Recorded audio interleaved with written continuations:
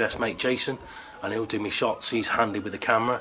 Or like I said in my last video, Josh Bennett, he's excellent with the camera, really like a perfectionist when it comes to cameras. So yeah, try and get someone who knows what they're doing to take a photo. Next thing is the angle of the camera. So you don't want to be knelt down with a fish and the bloke's taking a picture is stood up, because you're going to be looking down at the fish and it's going to make it look smaller and it's not going to look good. So you want to get the person who's taking a picture for you, or if you're taking a picture, get down to their level, you know, get down to their level and look at the photo. With a lot of digital cameras now, you take a photo and it comes on the screen. So you can have a look at the photo, make sure you like it, or show the person the photo, or whatever you want to do. But you have to be level with that person. So don't be stood up looking down at the fish. Get nice and level with the person, snap away. So we'll talk a little bit today about how to set up a camera, but what we'll do is we'll do a couple of videos on this, and then we'll go into a little bit more detail. So like I said, this is how I set up my camera. I might be doing it wrong, but I've taken half decent shots in the past. So I think I'm still an amateur. I'll say I'm still an amateur, but I understand it a little bit more. So what we'll go through today is how I set up my camera to take fish pictures. So 9 times out of 10 when I'm taking fish pictures, I have it on AV. So AV on a Canon stands for aperture priority. It might be different on a Nikon, I haven't got a clue, but aperture priority. So really, that's all you're doing is setting your f-stop. So your f-stop is obviously your aperture, which is your depth of field. So in the picture you want, well, how I want my picture is I want me and the fish to be in focus, but everything behind it I want it to be blurred, because I want obviously the fish to be the main focus of the photo. So yeah, so set your aperture. So on my Canon, there you go, I don't know if you can see that. That number there, f4, that is your f-stop. So you can move that up and down, move that number. Now with aperture, or f-stop, or whatever you want to call it, the way I see it, it's like an iris, okay? So the smaller the number, the wider the iris opens, okay?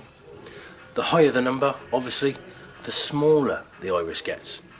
So the wider the iris, the more light is letting into the camera to take a photo.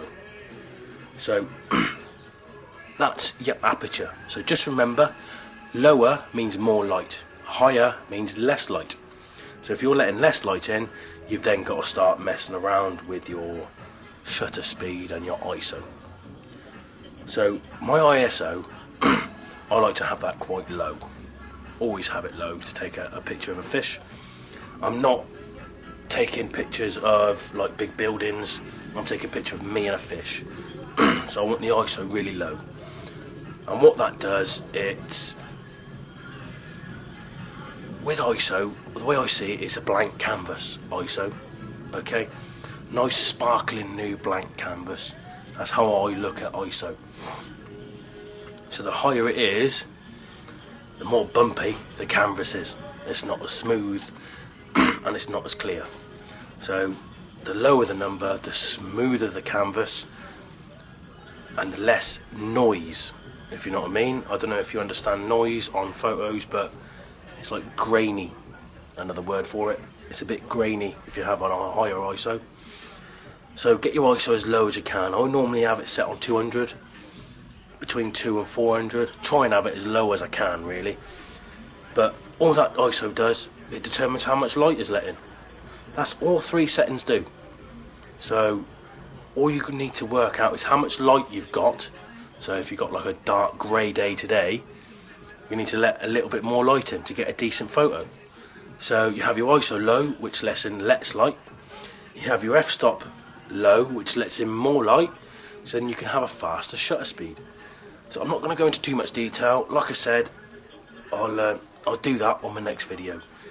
But so yeah, try and set it on AV if you can, and then all you've got to worry about is your aperture, or your f-stop, if you want to call it that. I don't know what it's called on a Nikon, because I haven't got a Nikon, I've got a Canon.